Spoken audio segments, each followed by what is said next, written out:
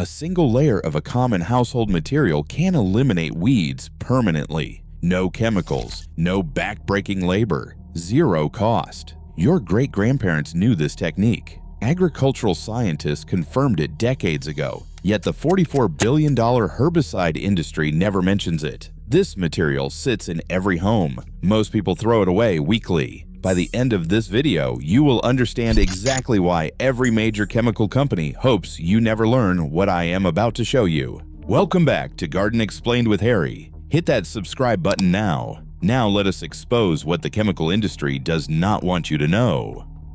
Walk into any garden center in America today. You will find an entire aisle dedicated to killing weeds. Bottles of glyphosate, bags of pre-emergent granules, concentrated sprays promising total vegetation control. This aisle generates billions of dollars every single year. But here is what those labels never tell you. The war you are fighting cannot be won with chemicals.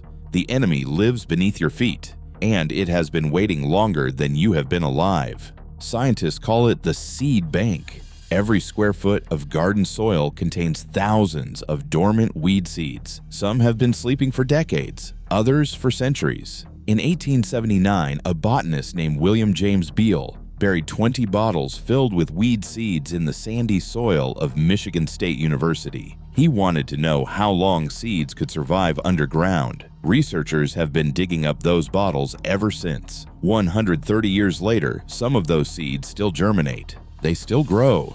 They still produce weeds. A species called lamb squirters produces seeds that remain viable in soil for 40 years under normal conditions. In rare cases, researchers have documented lamb squirter seeds surviving 1,600 years. Every time you disturb your soil, you bring ancient seeds to the surface. Every time those seeds see light, they wake up. This is not a battle you can win by killing what you see. The reinforcements number in the millions, and they have nothing but time. So gardeners reach for chemicals. The herbicide market hit $44 billion in 2024. Analysts project it will reach $93 billion by 2034. That is not because the products work so well. That is because they keep failing. The more you spray, the stronger weeds become. Over 500 weed species have now developed resistance to herbicides worldwide. That number increased 15% since 2020 alone. Farmers in the American Corn Belt now apply 2 to 3 different herbicide formulations per growing season just to keep pace with resistant weeds. In Western Australia, some farms have abandoned certain fields entirely. The weeds won. In southern Brazil, glyphosate-resistant Palmer amaranth has spread across millions of acres. No spray stops it anymore. Meanwhile, questions about human health keep mounting. In 2015, the World Health Organization classified glyphosate as probably carcinogenic to humans. In 2025, an international study from the Ramazzini Institute found that glyphosate exposure caused multiple types of tumors in laboratory animals: leukemia, liver tumors, thyroid tumors, skin tumors, tumors of the nervous system. The chemical you spray to kill weeds may be doing something else entirely. The $44 billion industry needs your weeds to keep growing. Your failure is their business model. But what if I told you the solution does not attack weeds at all? It attacks their ability to exist. Here is the secret that agrochemical companies will never advertise. Weed seeds require light to germinate. Not all of them, but a significant percentage of common garden weeds are positively photoblastic. Their seeds contain proteins called phytochromes that detect specific wavelengths of light. When red light between 650 and 700 nanometers hits these proteins, germination begins. Without that light signal, the seeds remain dormant. They wait, they conserve energy, and eventually, they die. Researchers have proven this repeatedly. In 1995, scientists in Denmark conducted field experiments comparing soil disturbance in daylight versus complete darkness. The results were striking. Seeds brought to the surface in darkness showed dramatically reduced germination compared to seeds exposed during daylight disturbance. The light itself was triggering the weeds. Block the light, and you break the cycle. This brings us to the weapon hiding in plain sight, the method your grandmother used, the technique agricultural extension services quietly recommend. while chemical advertisements scream louder. It is called sheet mulching, and the most effective material for it costs nothing because you already own it. Newspaper. A few sheets of ordinary newspaper laid directly on the soil surface create an impenetrable barrier against light. Weed seeds beneath the paper receive no germination signal. Seeds that have already sprouted cannot photosynthesize. They exhaust their stored energy pushing against darkness that never ends. Within weeks, they die. Within months, the newspaper itself breaks down and feeds your soil. This is not folk wisdom. This is documented science. In 1997, researchers named Monks and colleagues published findings showing that newspaper mulch at a depth of 7.6 centimeters controlled weeds consistently. It outperformed wheat straw. It outperformed shredded bark. It matched or exceeded black plastic without creating microplastic pollution. In 1995, scientists Pellet and Heleba found that newspaper mulch applied at 10 to 15 centimeters suppressed weed germination for 2 full years. Not weeks, not months, years. The technique is elegantly simple. Newspaper blocks light but allows water and air to pass through. Rain penetrates. Earthworms can still breathe. Soil biology continues functioning. The paper becomes food for decomposers. Meanwhile, weed seeds starve in the darkness above. Compare this to landscape fabric, the modern alternative that garden centers push. Fabric degrades under ultraviolet light. It tears. Weeds eventually grow through the holes or root on top of accumulated debris. Worse, fabric prevents organic matter from reaching your soil. It creates a barrier that hurts everything except the store that sold it to you. This knowledge is not new.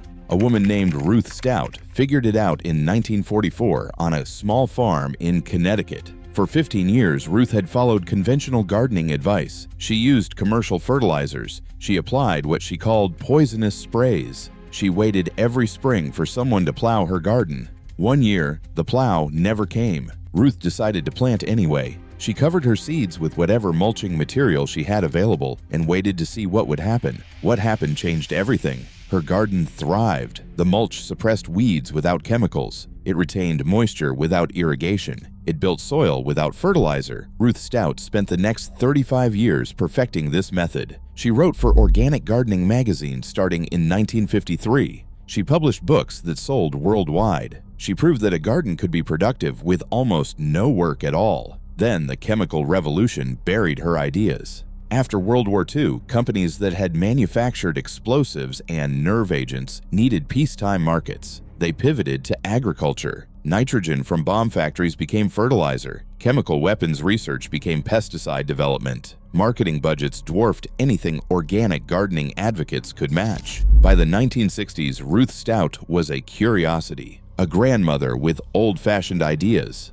The future belonged to chemistry, but chemistry has consequences. And the $44 billion herbicide industry cannot patent newspaper. They cannot create recurring revenue from materials people throw away. There is no shareholder value in teaching permanent solutions. So the knowledge sat in old books and fading magazines while poison sales climbed every year. Modern research has quietly validated what Ruth Stout discovered. Washington State University Extension Services documented that newspaper mulch reduces weeds while improving crop performance. Ohio State research showed organic mulches decreasing weed populations by 80 to 90%. Cornell University confirmed that modern newspaper ink contains no toxic heavy metals. The United States Department of Agriculture published a technical report stating that no toxic or adverse actions have been documented in studies using newspaper mulch. The evidence exists. The universities know. The information reaches almost no one. I want to address the concern that stops most people. Is newspaper ink safe?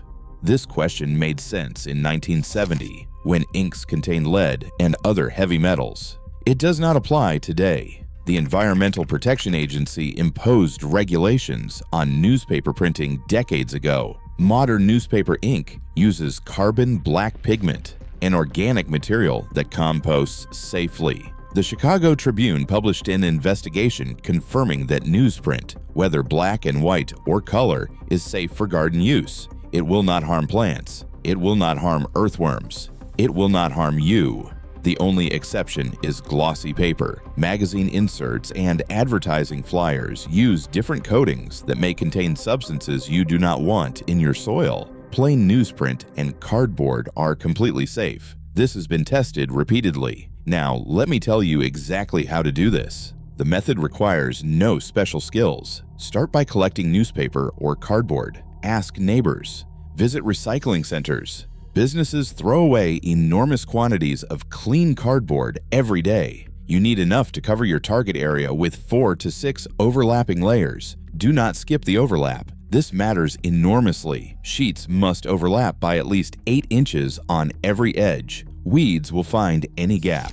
Light will penetrate any opening. The coverage must be complete. Wet the material thoroughly before and after application. Soaked newspaper stays in place better than dry sheets. Moisture also accelerates decomposition once the material contacts soil. Some gardeners lay the paper directly on wet ground after rain. Others spray each layer as you build. Cover the newspaper immediately with organic mulch. Wood chips work excellently. Straw works well. Shredded leaves cost nothing if you have trees. The mulch layer should measure 6 to 12 inches deep. This additional coverage blocks any light that might reach edges or thin spots. It also feeds your soil as everything decomposes together. Timing matters for best results. Apply sheet mulch in autumn and let it sit through winter. By spring, the newspaper will have broken down substantially. You can plant directly through any remaining material. Seeds and transplants establish easily in the softened soil beneath.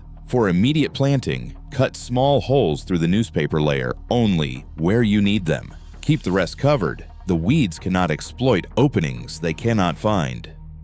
The results compound over time. First-year applications kill existing weeds and prevent new germination. Second-year applications build on the depleted seed bank. Third year and beyond, many gardeners report almost zero weed pressure. The permanent infrastructure establishes itself. University of California, Davis recommends this method for lawn removal. Oregon State Extension Services publish detailed guides. The University of California Agriculture and Natural Resources program confirms that sheet mulching decreases weed growth effectively. These are not fringe sources. This is mainstream agricultural science that receives no marketing budget.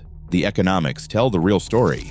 A gardener spending $200 annually on herbicides could instead use free newspaper forever. A homeowner paying lawn services hundreds of dollars for weed control could eliminate the expense permanently. The $44 billion market depends on people not knowing this. Every week, Americans discard millions of tons of newspaper and cardboard. Every week, those same Americans purchase plastic bottles of glyphosate. The material that kills weeds goes into landfills. The material that causes cancer goes on to gardens. The solution sits in recycling bins while the problem gets sprayed on food. The seed bank beneath your soil contains weed genetics refined over millions of years. These plants evolved to exploit disturbed ground. They perfected dormancy mechanisms that outlast human lifetimes. They developed germination triggers tied to light wavelengths that signal open soil. You cannot outwork them. You cannot outspray them. You can only outlast them by removing the one thing they need to wake up. A sheet of yesterday's news is more powerful than any spray on the market. The seeds beneath your feet are waiting for light that will never come. Subscribe now. Watch the next video to discover more secrets that will transform your garden forever.